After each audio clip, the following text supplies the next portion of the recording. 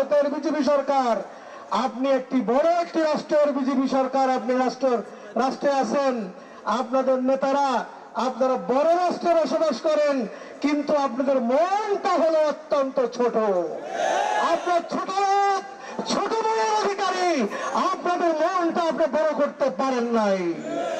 আপনারা দেখেন না বাংলাদেশে এই গণ আন্দোলনের পরে আমাদের দেশের ধর্মীয় নেতারা, আমাদের দেশের রাজনৈতিক নেতৃবৃন্দ, আমাদের ইসলামী আন্দোলন বাংলাদেশের আমির তিনি এই আন্দোলনের পরে হিন্দু ধর্মাবলম্বী কারো উপরে যেন কেউ অত্যাচার করতে না পারে, পীর সাহেব চরমনে আমাদেরকে বলেছেন হিন্দুদের মন্দির পাহারা দেন, তাদেরকে যেন ক্ষতি করতে না পারে, আপনারা মাঠে গিয়ে তাদেরকে পাহারা দেন।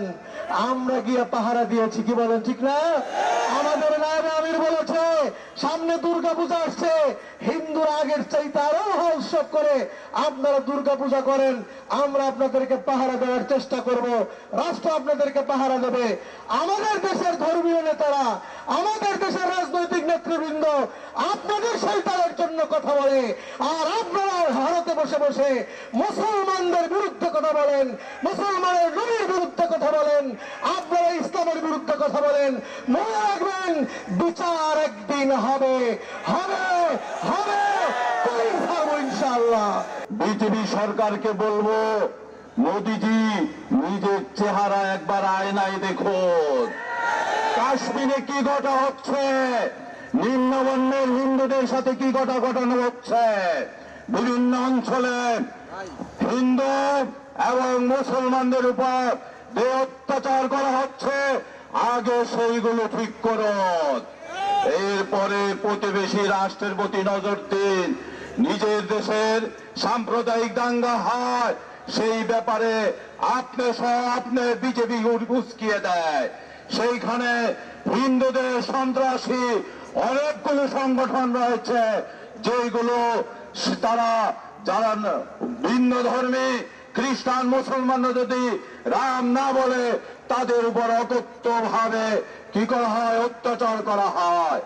অতএব বিজেপি সরকারকে বলবো, মুসলমান খ্রিস্টান নিম্নবর্ণের যে হিন্দুরা রয়েছে তাদের সাম্প্রদায়িকার সুন্দর ব্যবস্থাপনা করুন, নতুবা বাংলাদেশ সহ ভিন্ন দেশের আপনার নাক গলানোর কোন অধিকার নাই।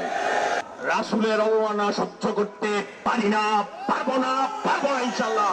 তাই আজ থেকে এই ভারতের বিরুদ্ধে মুসলমানদের সর্বাত্মক বয়কট শুরু হবে, সর্বস্তরে ভারতীয় পণ্য বয়কট করতে হবে, ভারতের সকল ধরনের সফর বন্ধ করতে হবে। ওরা আমাদের ভিসা দিবে না, আমরা এই ভিসা তোয়াক্কা করি না, বরং আমরা এই চিকিৎসার জন্য ভারত যাব না, প্রয়োজনে পাকিস্তান যাব, থাইল্যান্ড যাব, সিঙ্গাপুর যাব, কিন্তু ভারত যাব না। ভারতীয় কোন পণ্য মুসলমানের দোকানে বিক্রি হবে না, ইসরায়েলি কোন পণ্য মুসলমানের দোকানে বিক্রি হবে না ইনশাআল্লাহ। ভারত চায় যে আমরা যাতে শান্তিতে মুসলমানরা না থাকতে পারে, ভারত সবসময় উস্কানি দেয়।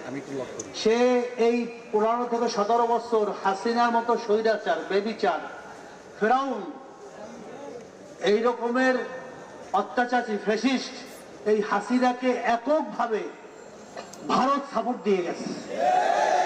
সে হাসিনা সারা কিছু বোঝে না, এখন ভারতে আছে নিরাপদে, খুব আনন্দে আছে।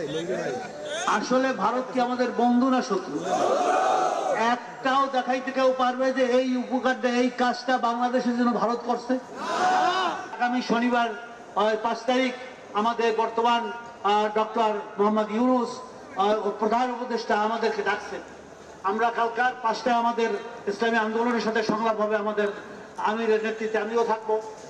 সেখানে আমরা স্পষ্ট বলবো যে সংস্কার ছাড়া কোনো নির্বাচন দেওয়া যাবে না।